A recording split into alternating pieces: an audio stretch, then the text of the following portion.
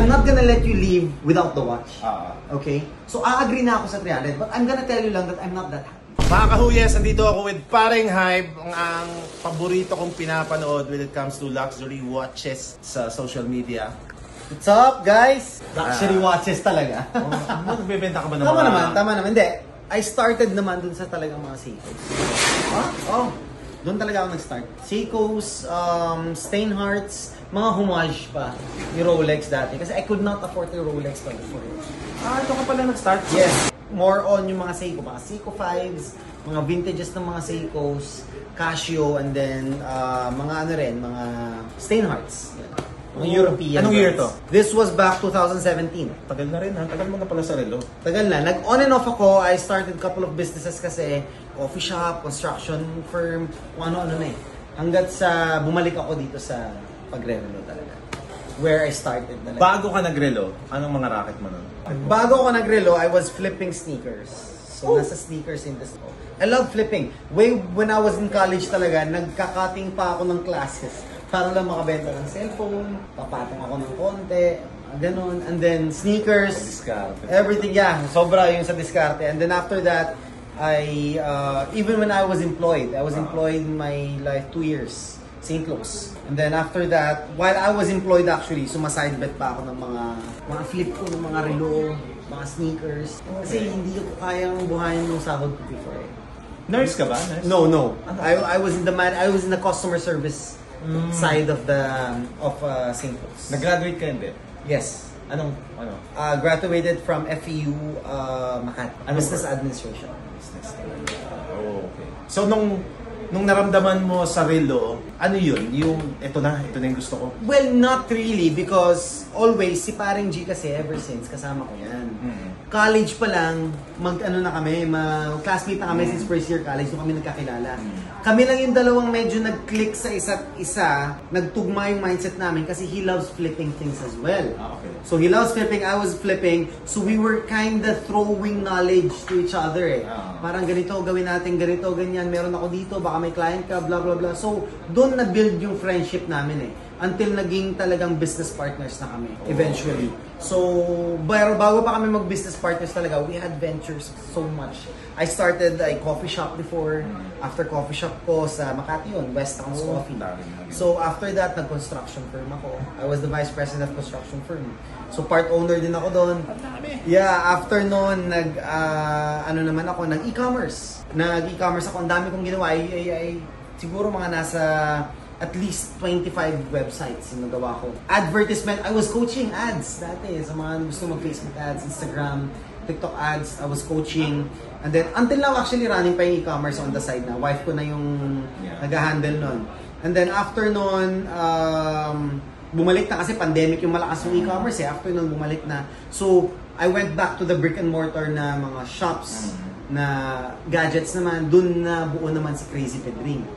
So, naging yung comedy side namin, we capitalized on that, doon sa Crazy Pedring ko na mga contents. Bala ka namin ibalik eh, just for fun eh.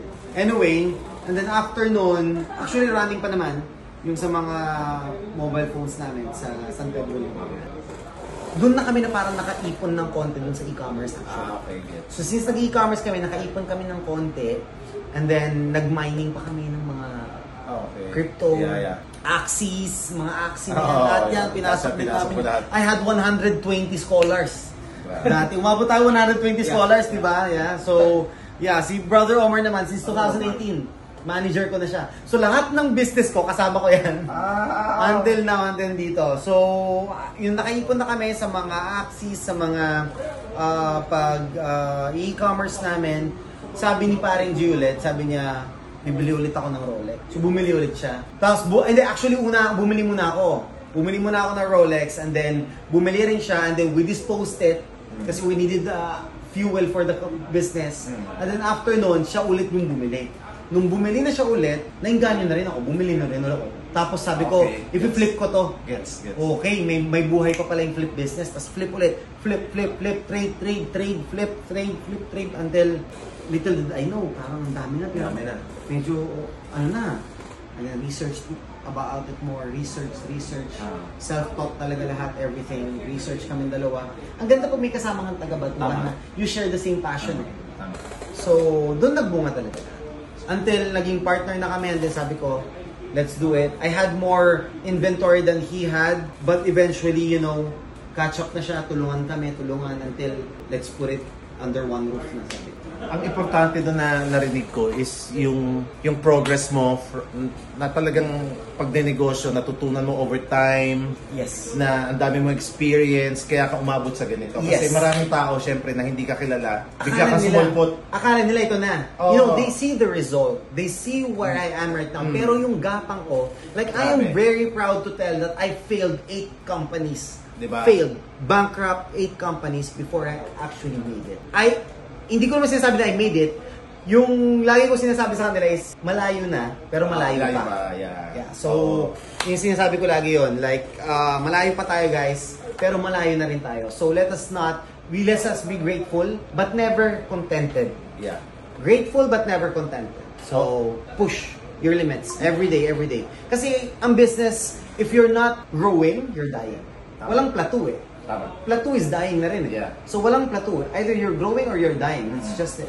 So we always push ourselves to grow each single day. So sa mga nanonood neto, yun na, whatever it is that you're doing right now, just go through the process. Proseso kasi siya eh. Yes. Yun sinasabi ni Parang Hype. Hindi, ito na yun. Hindi ngayon na ganito, inventory ganito kalaki, kliyente ganito. Trust the process. Ganun na siya ka-sharp magsalita, kabilis mag-isip.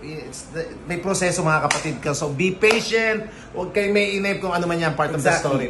Especially guys, since tayo, creators tayo sa TikTok right now. Those aspiring creators, I've been telling this the whole time. Guys, if you're gonna do 1 video, 2 videos, 3 videos, 4 videos, and hindi siya pumutok, don't give up. I had so much videos dati na 1,200 views lang, but I did not give up. Why? Because guys, you are creating a book, okay? Tama. Page 1 pa lang kayo. Tama. You have 300, let's put it as 365 pages yung book mo. Oo. Tapusin nyo muna yung 365 videos. And then judge your book. Pero not judge it by the first, second, third page. Una, wala pa nga 7 videos, nag-give up. So, yun lang yun. Be patient, stay humble, and grind every day. Ito gusto kong malaman. On days that you wake up na wala ka sa mood, may galan tayo, may mga tamad days, di ba? Anong ginagawa mo para bumalik yung, you know, the burning desire to get up and... Okay. Well, see, motivation and yung drive natin are fueled by emotion. Okay. For me, I've learned that keep emotions out of the business. Okay. So, for you to overcome those days na parang you feel lazy, there comes the commitment. This is no longer na kung gusto ko lang magtatrabaho ko, feel ko. No.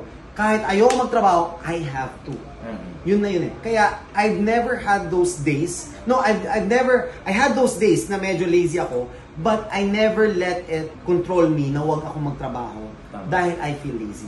Because then, it's just motivation that's driving me. And motivation come and go eh. Okay, Emotional eh. Diba? Emotions yun eh. For me, commitment. If I commit to it now, wala nang atrasan ko. Kahit paggising ko, sakit ng binti ko, wala akong parang siguro kung ano man emotion. Like, dami iniisip, problema. Recently, my father passed away. Oh my God, sorry. And I didn't even let single day stop me from moving forward. So, kahit na tragedy struck, di ba? Sabi ko, what my dad would want me to do is to keep going. Especially that I'm padre pamilya na ako. Parang ganun. Ako na yung second in line. So, I had to control the emotions. I had to keep the family on go. So, kaya move forward lagi. Kahit lazy, kailangan eh. Lazy, kailangan. Wala tayong magagawa. This is commitment. That's why motivation is never something that you have to deploy when you're entering a business. What you have to deploy is patience, commitment, and of course, yung ethics, business ethics. I highly agree kasi motivation will take you here, but your commitment and your will discipline, keep you there. Will keep you there. Now, last 2 questions para sa mga budding entrepreneurs o sa mga nagnenegosyo na sobrang crucial neto. Pag ako nanonood ng mga podcast, ganyan, hindi ko naririnig madalas tong tanong na to. Anong sikreto mo para na-handle mo yung iba't ibang klase ng attitude ng customers? Ano yung mindset mo? Okay. Always be below the customers. Always be below clients. Expound. So, I below, don't... Kasi ang dami like, when I do yung mga videos ko, I see comments. Okay. Di ba? Kung ako yan, aalisan ko yan. Kupal yung seller. Di ba? Mga ganon. So, for me naman, guys, we're in sales. Regardless of what you feel personally, emotionally, keep it out of the equation. Kasi, when you let emotions drive you, wala eh. May ipagpatayan ka lang. So, for me, my first rule is control the negotiation. Control the room. Pero never kang makipagtaasan ng pride. So, kahit na bastos, o kaya kahit na OA na, Irate. irate. Kung irate yan, actually ako, mas sanay ako sa irate clients. Kasi I've been in St. Luke's, sa customer service. Doon ako nahasa eh. Irate customer, let them vent out lang. And then always compliment their point. I understand your point. I've been there, kahit hindi naman. I've been there before, and I totally understand. However, ganito na lang gawin. Always come into an agreement where both sides are. That's my Kaya dapat win-win. Dapat win-win lagi. Hindi pwedeng ako lang yung masaya, hindi pwedeng yung client lang yung masaya. Okay. Even actually may mga clients ako na mas masaya na sila kasi almost lugi na ako.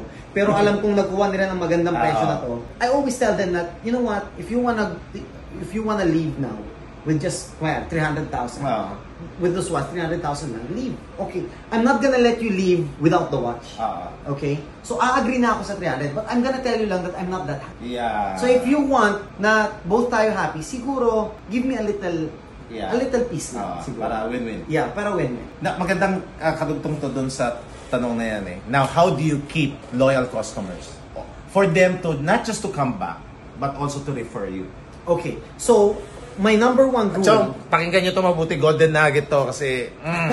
Okay, my number one rule when it comes to sales and getting the heart of the customers, kumbaga, is sa market kasi meron tayong market, meron tayong customers, meron tayong clients, and meron tayong tinatawag na advocates. Okay. So the top is the advocates. Okay. So advocates are people that are so happy with your services and products that they refer you to other people. So they're walking marketing. Okay. So kasi pag market, this is the market. Customer, pag nag-inquire. Client, pag nagbayad. Pero hindi ka i-refer kasi hindi naman ganun kasaya sa'yo. Pero they avail your services and products. Yes. But advocates are those very happy and they actually refer you. So that's always my goal. Let us create advocates, not clients. I don't want clients, I want advocates na would really love. So, minsan sinasabi ng iba medyo premium ako mag-price. Actually hindi, market price pa rin naman ako. But if mag-premium man ako ng 10K, 20K, this comes for the services that I offer. I offer warranty na 1 year. Anything happens, balik lang kayo sa akin. Diba? As long as hindi siya implied by the client or hindi siya broken or damaged physically, yung products, balik kayo sa akin. And not only that, here's my personal number. Anything you need, I'm here. Diba? Services, it's something, even nga, actually marami akong clients, we've actually created businesses na. Naging client ko lang sila, such as you, di ba? So client ka lang before, but now we can be friends and then after we can help each other. If you need anything from me that I have network with, I can help you. Di ba? So these are the things that I can, that's added value siya doon sa binili mo. That's what you extend to your customers. Yes. And in return, I just expect them to appreciate my services and my business. Yun lang naman. What is leadership for you? Leadership. Leadership is showing how it's done, not telling people how it's done. Boom! Yeah.